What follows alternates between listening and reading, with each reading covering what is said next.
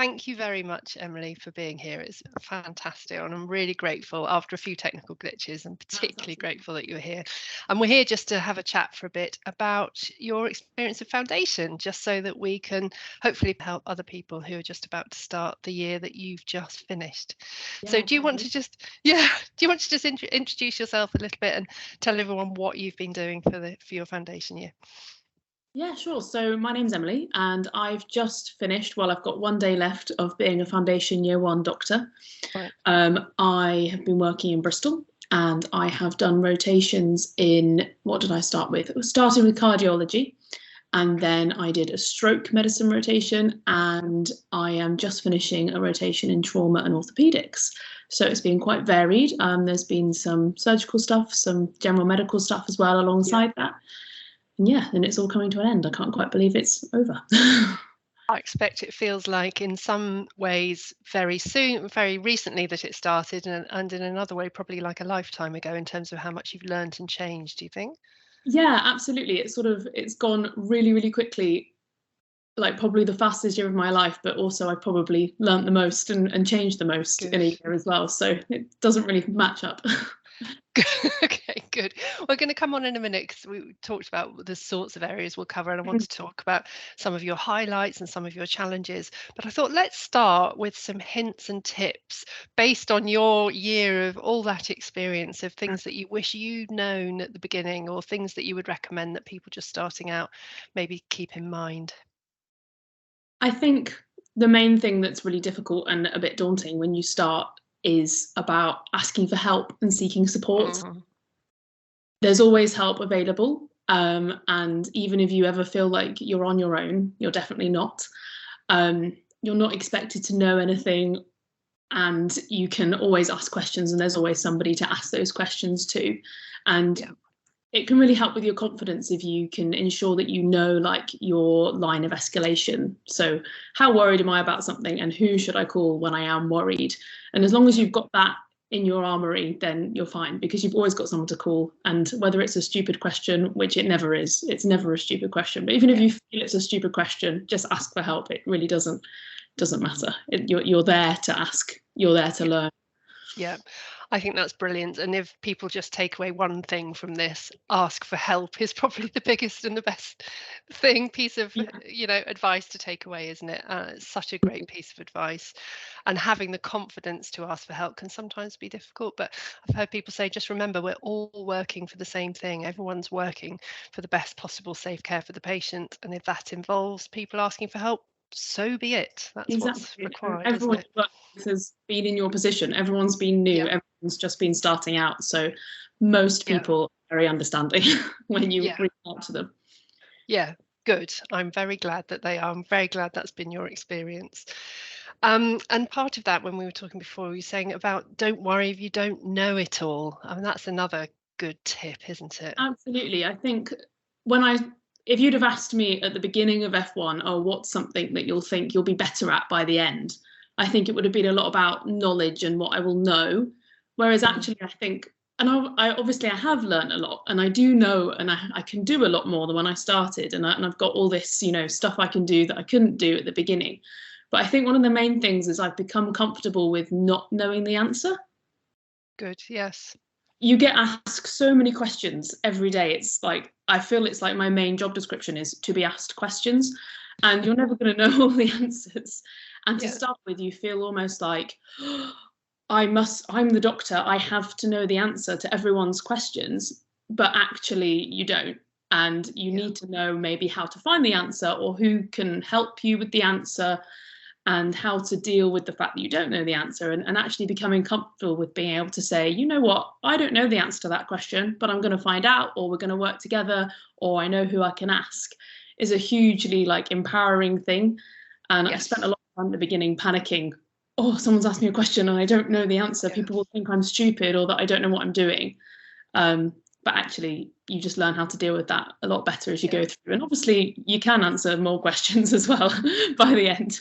Yeah. But That's great, isn't it? And the two things run together, being comfortable with uncertainty and comfortable about reaching out and getting help and getting support. They're very much run together, don't they?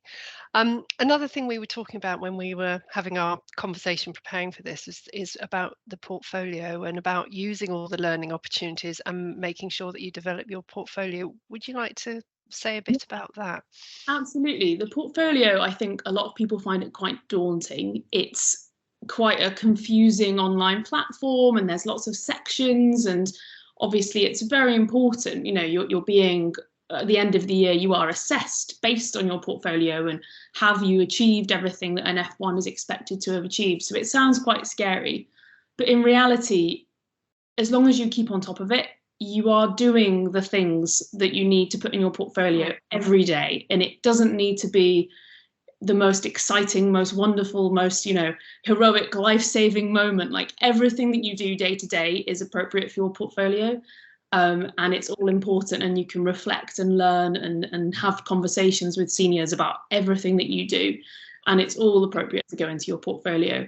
And it's just remembering that all doctors, right up until consultants, have to get things signed and have to, you know, are going through this as well. So they all know when you ask, oh, can you sign me off for this? Do you mind if we do a discussion and you sign it? Everyone knows the score. So it's not, you're not bothering people, and it's not embarrassing. Like, everyone has to do it. So just keeping on top of it and remembering that it doesn't have to be something special and wonderful to go in your portfolio is my main tips with that. Excellent. And alongside that, remembering it doesn't have to be something wonderful. When would you recommend people start work on their portfolio? Oh, as soon as you can. I mean, good. You're going to be learning and doing things from the first day. So, or even in your induction, like, it doesn't have to be, you know, even if you just think, keep a record of something, like write it down, a little scrap of paper. Oh, you know, this day I did, you know, I did an examination, and the consultant happened to be in the room when I listened to the chest, when I spoke to the patient. You know, just think about those opportunities as they come up. It's never too soon, and just try to get to grips with the online platform as soon as you can before you start sending things off, because that's the only bit that's a bit confusing. Okay, good. You know, buttons to press. So get on with it as soon as possible is the message. Right. Okay. Excellent. Thank you. We were going to talk about just some of the challenges. I mean, it's obviously been a really interesting and varied year. Do you want to mention anything about sort of challenges? You talked about out of hours being one. I think out of hours is, you quite quickly, I feel, most people quite quickly get to grips with the day-to-day running of a ward or whatever setting that you're working in. It's quite has a routine, and there's all the people there, and you get used to being part of that team. And then you have these less frequent but obviously quite important aspects of your job, which are the out of hours works, the on-calls, the evenings, the nights, the weekends, which can feel very different to your day-to-day job that you're starting to get the hang of. And sort of in keeping with what we were talking about earlier about asking for support, I think these shifts can feel the most lonely because there's less people around, and you might be on your own or with just one or two members of staff covering a much bigger group of patients that you're not used to. So, you know, it's just that it feels a little bit more anxiety inducing. Well, it did to me anyway. And one thing that I made sure I did that made me feel more confident was to get everyone that you're working with who's in your team, get their number, make sure you've got their bleep, make sure you know who that person is that you can go to, because they might not be just around the corner, but they are there and they are accessible. Yeah, good.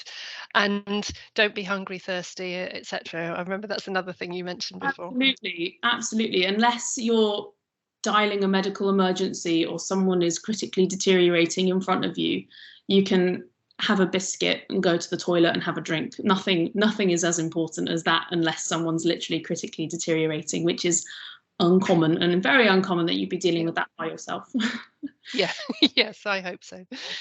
And talk about dealing with things together. What about handing over? Has that been a challenge or something that's developed in your practice, do you think? Yeah, I think handing over can feel a little bit intimidating, because maybe you can feel like you know, you're often handing over to someone you don't know. You can be handing over to someone who's maybe a more experienced doctor than you are, And you might think, oh gosh, what if they think what I'm handing over is silly, or what if they think I haven't worked hard enough during my shift? That's why I've got so many things to hand over. Or what if I can't remember all the details, or I didn't understand what was going on with the patient and then I'm handing something over.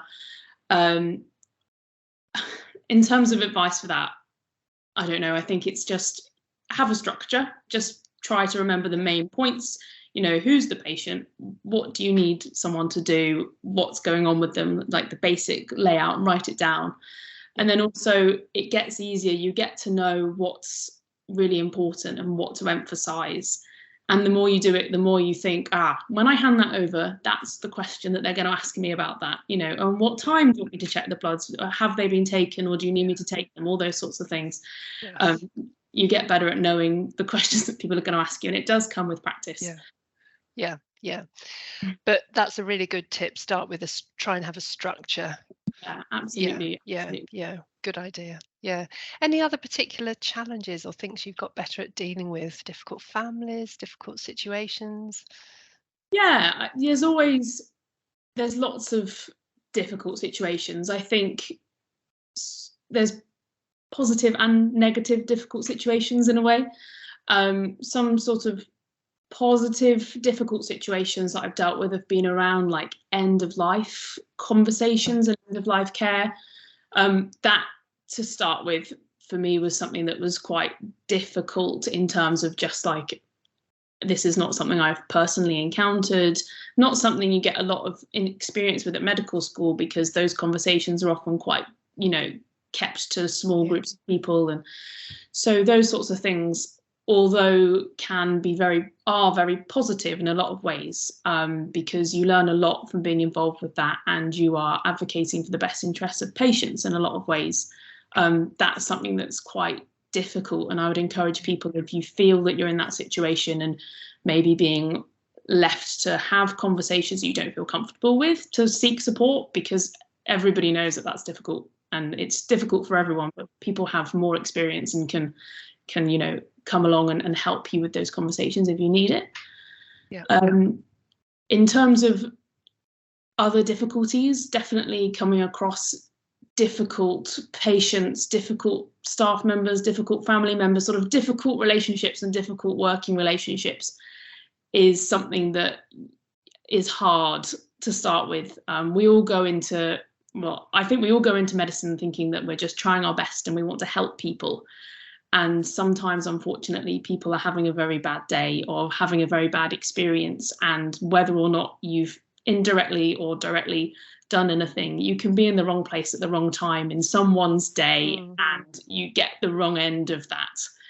And that's really hard. And especially if you're feeling like you're being blamed or that you've done something wrong, you can take that so personally. So I think it's important to reach out to people if you're feeling like, have you done something wrong, and to talk things through.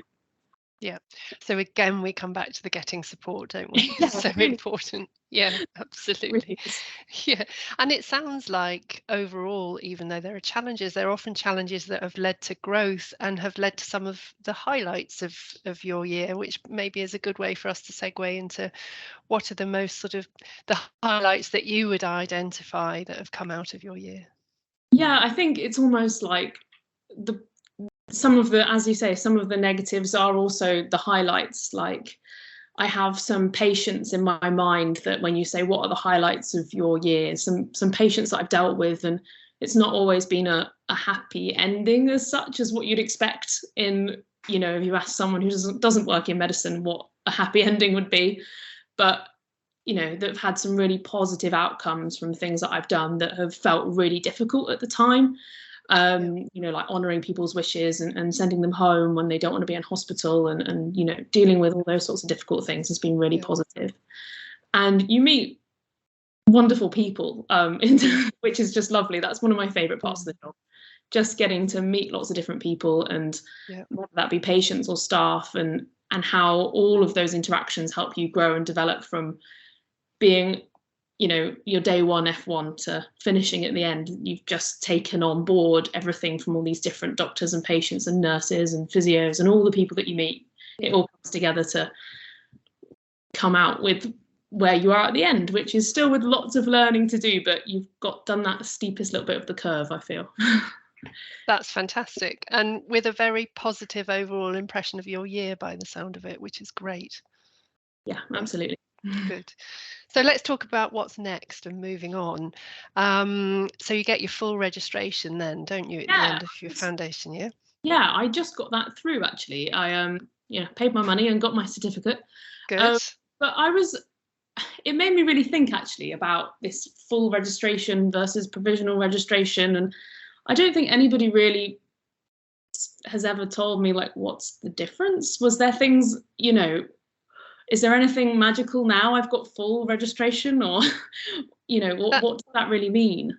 Yeah, that's a really good question. Shall I go into that just a little bit? Yeah. Just it might be useful for other people. Provisional registration is just for your foundation 1 year. That's all you can do with it. Full registration, technically, it's the same registration as any other doctor has at any other stage of their career. But you still do have something different as a doctor who's new to registration, and that's this requirement to work in an approved practice setting.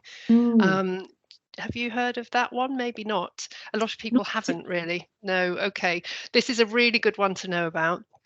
An approved practice setting is essentially where you're working now, a hospital that trains people, or a GP practice that trains people. They're all approved practice settings, and there are others as well, not just those. But it means that doctors who haven't had their first revalidation yet, so that will probably be you for the next 2, 3, 4 years, have to work with a connection to a designated body and check with your educational supervisor if you want to do any work that's outside of an approved practice setting. Designated body, for people who don't want to go straight into training programs, could be one of the bigger locum agencies, for example. They can act as a designated body and you can have your connection there.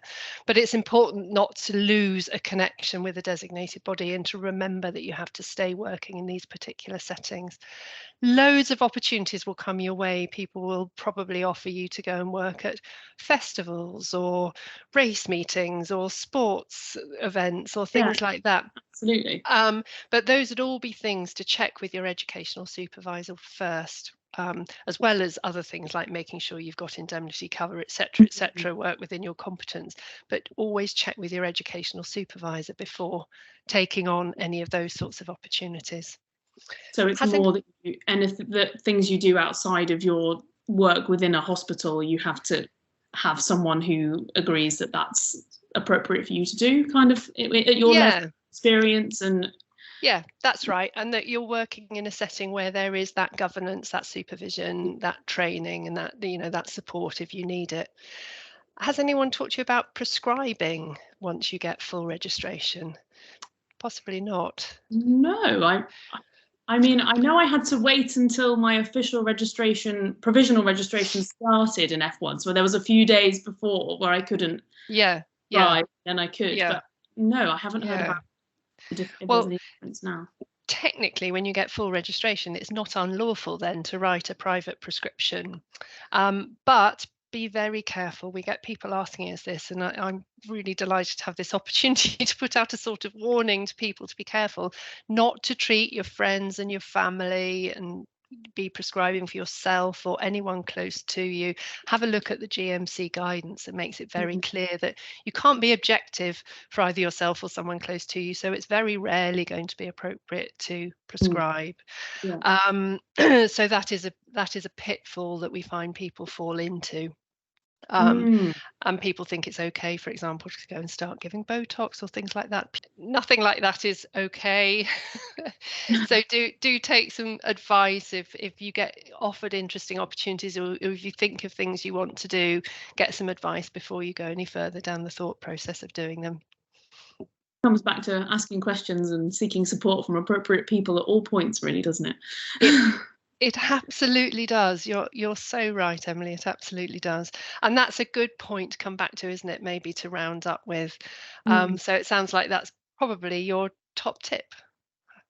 Yeah, I think it really is. And just, there's no question too small, because at the end of the day, if you don't know, what can you do? You have to find out somehow. And if someone looks at you and thinks, F1, you should know the answer to that. Well, you know it now, so that's fine. Like, you just have to Good. sort of get over that. Excellent.